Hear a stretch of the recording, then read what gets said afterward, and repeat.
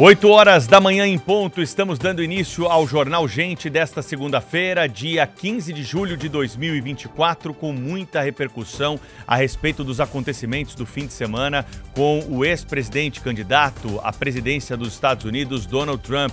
Eu e o Guilherme Macalossi vamos levar a vocês informações que colhemos em entrevistas numa edição especial do Jornal Gente para tratar desse assunto e a repercussão do atentado contra o candidato do Partido Republicano. Para isso, estamos recebendo aqui no Jornal Gente, nesta manhã, o diplomata ex-ministro Rubens Recupero, que foi embaixador do Brasil nos Estados Unidos, para conversar um pouquinho conosco a respeito da repercussão desse caso. Embaixador, seja muito bem-vindo, um prazer tê-lo conosco nessa manhã, na Rádio Bandeirantes, na Band News TV, no Jornal Gente, também nas nossas plataformas digitais. Qual é a avaliação que o senhor faz desse atentado, da repercussão disso para a segurança dos Estados Unidos e também para a eleição norte-americana que vai acontecer em novembro desse ano? Bom dia ao senhor. Bom dia. Bem, esse atentado evidentemente altera com um impacto assim de curto prazo a campanha, né? Porque introduz esse elemento de violência que já estava latente na polarização, na radicalização da política americana, mas agora fica explícito, né? Na verdade, pelas investigações, o que se sabe até agora é que se trata de um atentado individual, né? Não houve, em aparência pelo menos, nenhuma conspiração e tudo indica que o autor do atentado não pertencia a nenhum movimento extremista, né? Até agora não encontraram muita informação sobre ele, nem mesmo na internet. Ele não era daqueles que costumavam postar informações pessoais, né? Eu acredito que a curto prazo isso terá um certo impacto, vai ajudar a aumentar, num primeiro momento, a evidência, né, e o apoio ao Trump, né, como a própria convenção republicana, né? Nos Estados Unidos, sempre que há uma convenção de um partido, nos primeiros dias aumenta o apoio ao candidato daquele partido. Depois as coisas voltam a uma competição normal. Agora lá a campanha, na verdade, só começa em setembro, né?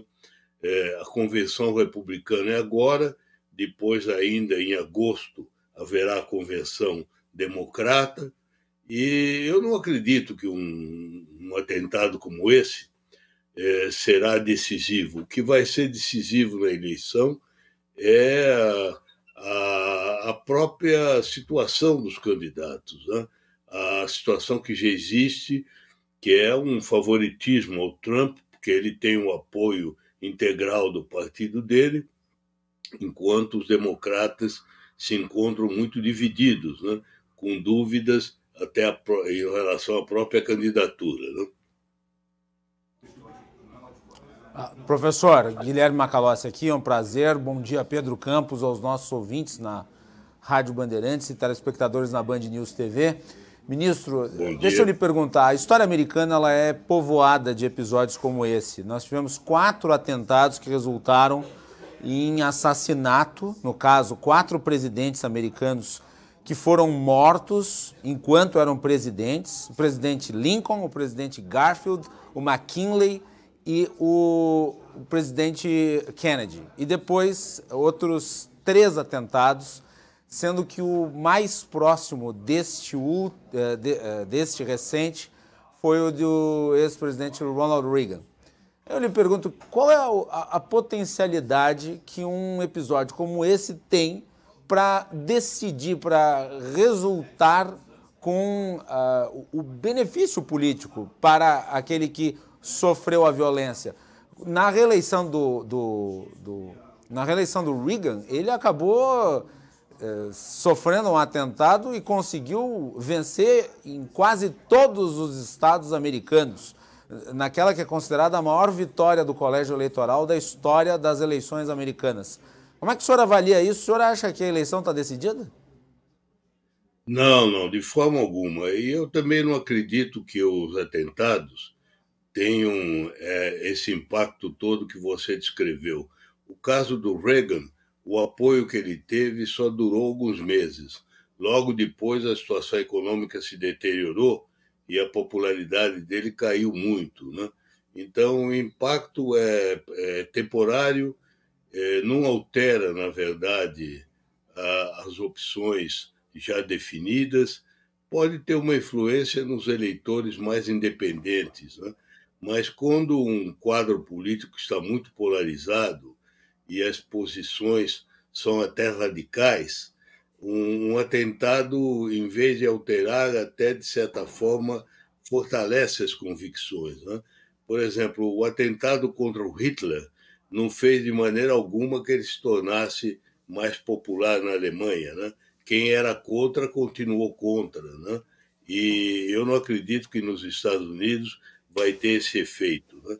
Aqui as pessoas têm um pouco essa tendência, porque assimilam ao temperamento da população brasileira, né? Mas eles são muito diferentes, né? Como eu disse, eu acredito que o impacto é de curto prazo, não é durável e que os fatores que vão decidir essa eleição são de outra natureza, né? Sobretudo o quadro das candidaturas, né? A meu ver, se os democratas tivessem um candidato mais competitivo, sobre o qual não houvesse tantas dúvidas a respeito da idade, da capacidade, o favoritismo do Trump não existiria, né? Porque ele não é um líder majoritário, né? Aqui se esquece muito que da última vez ele foi eleito sem ganhar o voto majoritário. Ele ganhou o voto eleitoral.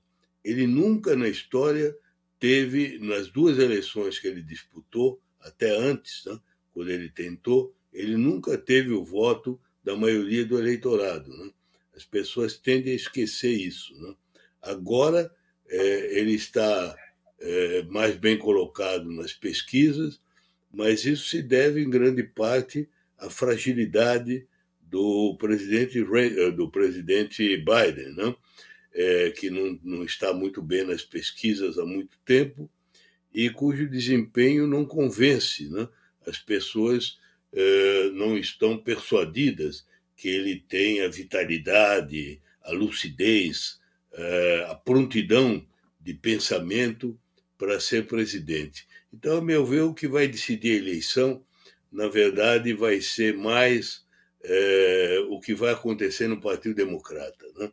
No Partido Democrata, como vocês sabem, até agora não há uma conformação, uma resignação com a candidatura do presidente. E há muita gente que está tentando demover o presidente da candidatura, né? Segundo se afirma, está até se preparando uma grande gestão do ex-presidente Obama, que é o que teria mais autoridade no partido. Agora, é incerto o resultado, né? Porque até agora o presidente tem se apegado ao cargo, né?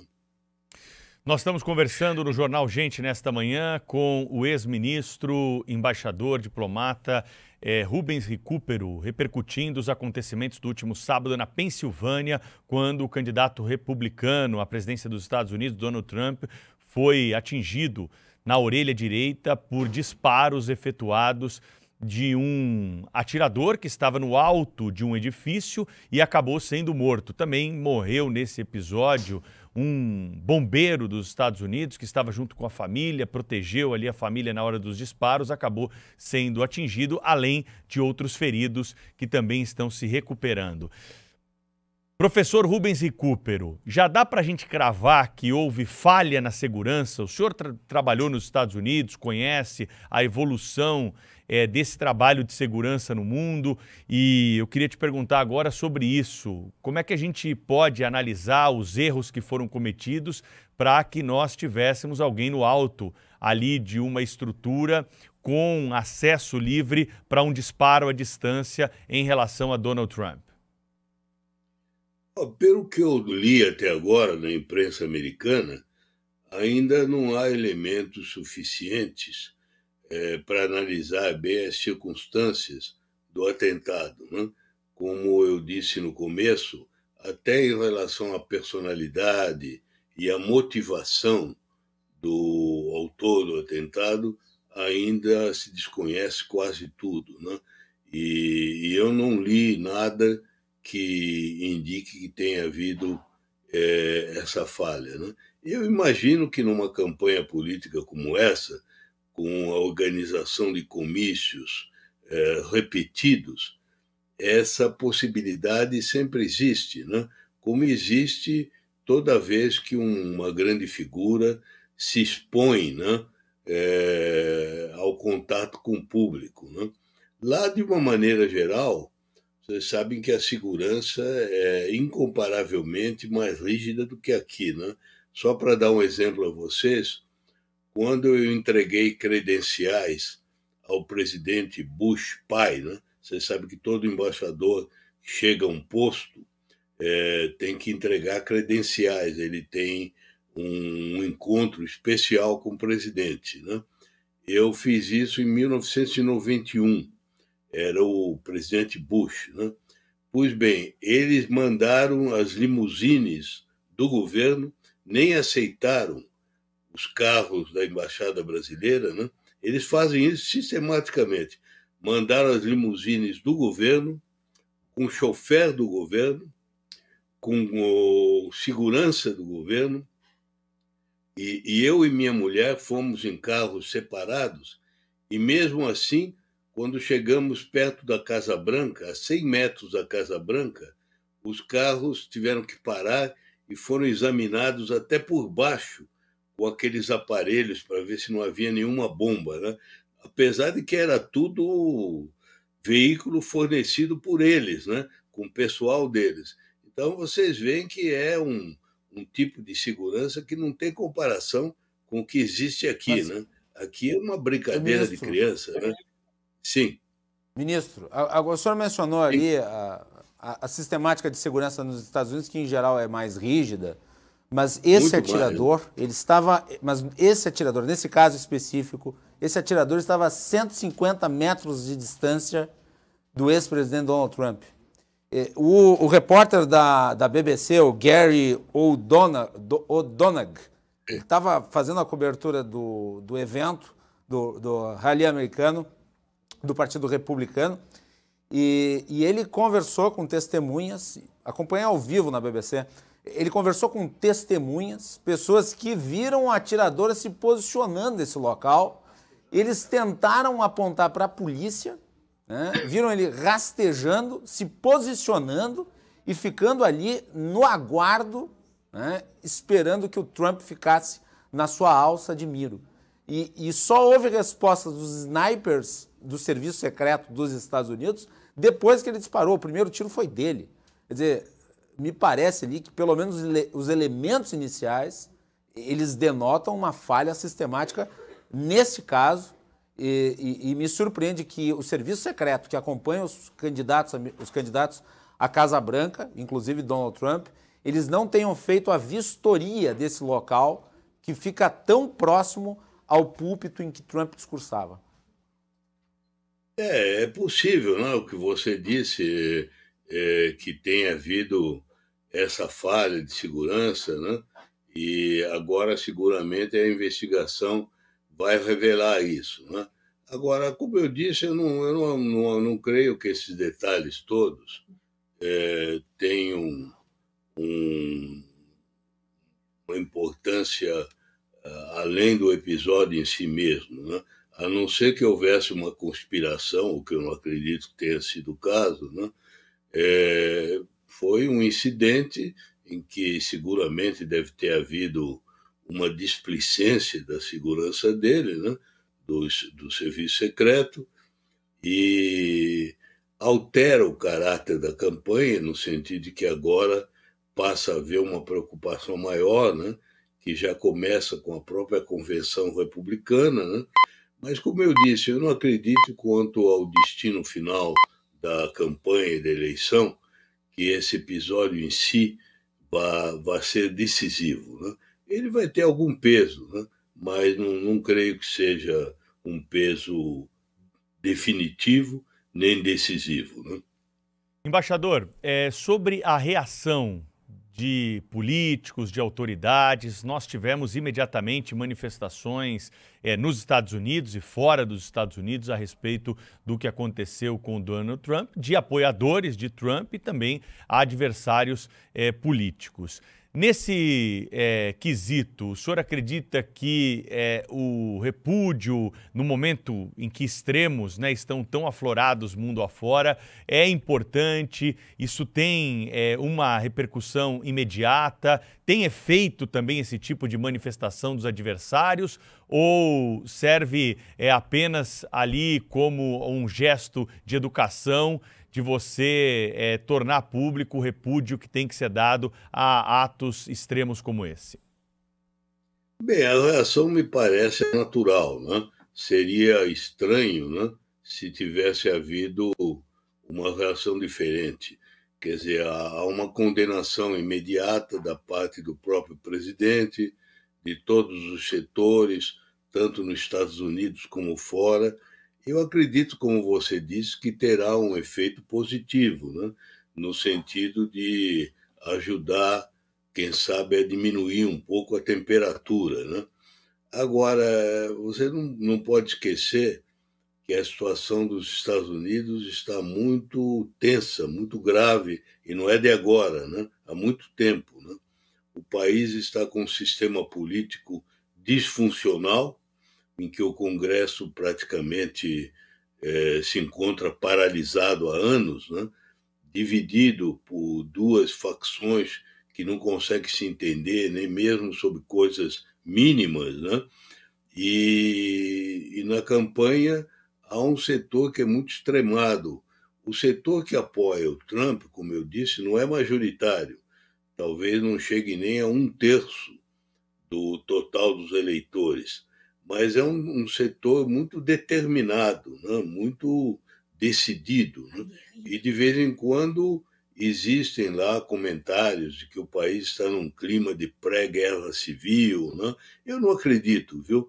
Porque guerra civil, como foi a Guerra da Secessão, é preciso que haja uma questão fundamental que separe, né, os estados, né, ou as pessoas. Naquela época havia a escravidão e o chamado direito dos estados, né, de decidirem ou não individualmente sobre isso. Hoje não há nenhuma questão desse tipo, né? É até curioso que haja uma divisão tão profunda, porque em relação à orientação econômica ou social dos Estados Unidos, as abordagens não são tão diferentes assim, né? Se você pensar bem, a plataforma dos dois partidos não é tão contrastante, né? Em política externa, em alguns aspectos, é muito parecida. Por exemplo, na questão da China, que é o fundamental da divisão, os dois partidos e os dois candidatos são muito antagônicos à China, né? E já prometeram que vão aumentar as tarifas, né? Vão prometer as sanções comerciais, né?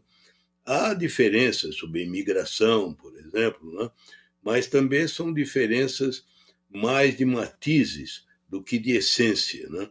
Não há um partido que favoreça a imigração e outro que seja contra, né? São apenas questões da calibração dessas medidas, né? E em relação à vida econômica, como você sabe, é até curioso, o país está indo bem, né? Está crescendo mais do que os outros, né? O desemprego está muito baixo, então não deixa de ser um tanto causa uma certa perplexidade, né? Que haja uma divisão ideológica tão grande que é oriunda, sobretudo, do que eles chamam lá a guerra cultural, a guerra de costumes, como existe aqui também, né? Uma divergência sobre moral, né? Sobre valores, sobre maneira de encarar a vida moderna, né? Sobre tolerância ou não em relação a grupos que têm uma orientação sexual diferente, o grau de apoio, de repúdio à igualdade de gênero. São questões como essa, o aborto, por exemplo, né? que levam a essas divisões, né? Mas é curioso que não há propriamente como havia na época em que o Lincoln foi morto, né? Realmente aí sim foi depois de uma guerra. É preciso lembrar que o Lincoln foi assassinado depois de uma das guerras mais sangrentas da história do mundo, não só dos Estados Unidos, né? Em que a proporção de mortos foi altíssima, né? Então, ele é, de certa forma, uma vítima da guerra civil, como culminando aquele processo, né? Dessa vez, não há nada, a meu ver, que seja da mesma natureza, né? Embora, como eu diga, há muita gente de cabeça quente, né? Pode ser até que esse atentado, nesse sentido, tenha o efeito, sobretudo a reação, né, de controlar um pouco essa tendência. Nós vamos ver agora, né, ministro, na própria o senhor falou convenção. sobre Né? controlar, o senhor falou sobre controlar a tendência, a necessidade de se baixar o tom dos Estados Unidos, e a polarização lá é forte o suficiente para que alguns tenham dúvida de que isso será possível mesmo diante de um atentado dessa magnitude. Mas, de qualquer forma, me parece que se nós descartarmos isso e considerarmos apenas estratégia eleitoral, vai ser muito complicado, a partir do atentado à vida do Donald Trump, que o Partido Democrata e a campanha do Biden ou de quem quer que venha a substituí-lo continue com ataques. No caso, digamos que o Trump vai ter uma facilidade, na medida em que, após ter sofrido um atentado, qualquer ataque mais contundente a ele possa ser visto como negativo para quem o fizer. Como é que o senhor avalia isso? Olha, eu não acredito não, viu? Porque os ataques que se fazem a ele são ataques baseados no próprio comportamento e nas coisas que ele diz, né? Eu não acredito que vão fazer ataques desse tipo, né? De tipo de ameaça física, né? Isso até hoje não houve, né?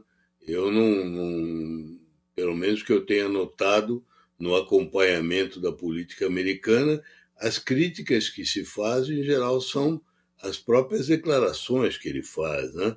E isso eu creio que vai continuar a existir, né?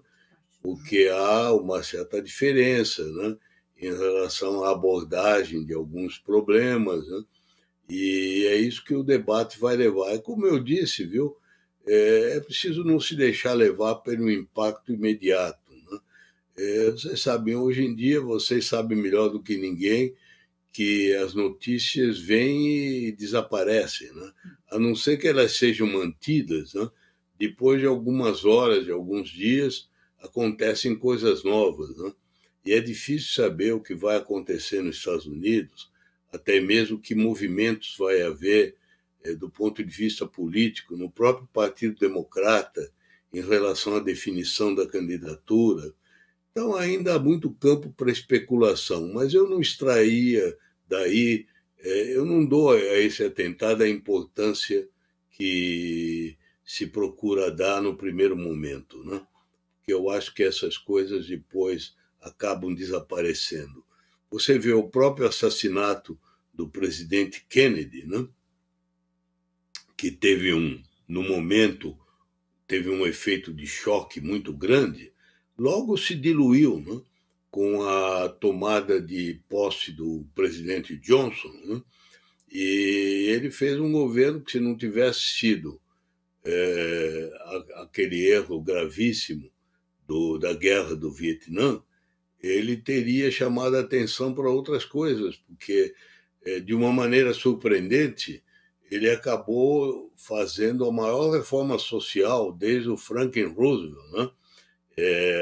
A grande transformação que houve, por exemplo, dos direitos civis, do direito dos negros, que era um assunto que nem estava em jogo no assassinato do Kennedy, foi feito pelo Johnson, né? Então, levou o debate a outro terreno, né? Que era esse terreno da raça, da desigualdade, né? Da discriminação que havia, que há até hoje, mas que naquele tempo era embutida na própria legislação, né? Então, é isso que eu diria a vocês. A política tem uma dinâmica em que os acontecimentos se sucedem e não ficam sendo remoídos, né? Então, eu não acredito que daqui a um mês, por exemplo, vai ter essa importância. Ministro, mas mesmo com o uso das redes sociais, porque me parece que há uma diferença objetiva entre o atentado ao Kennedy, que aconteceu num outro contexto geopolítico global, e este em relação ao Trump. O do Trump se dá na era das redes sociais, em que os assuntos eles são reventilados, eles voltam à tona com intensidade, força, e são utilizados como propaganda. E daí nós temos que entrar até no terreno da semiótica. Quer dizer, essa imagem do Trump com a mão erguida em punho, com os seguranças do serviço secreto ao redor, a bandeira americana tremulando ao fundo, que foi uma grande foto. O repórter fotográfico que fez essa imagem vai ganhar certamente algum prêmio. Mas essa é uma imagem que já está estampando camisetas nos Estados Unidos. E ela vai virar inequivocadamente uma peça de propaganda. E ela fortalece, porque ela é uma imagem forte. Ela é uma imagem com sangue escorrendo, né, Macalossi? Essa imagem, ela mostra, ela dá a entender que este é um guerreiro que está lutando pelo seu país.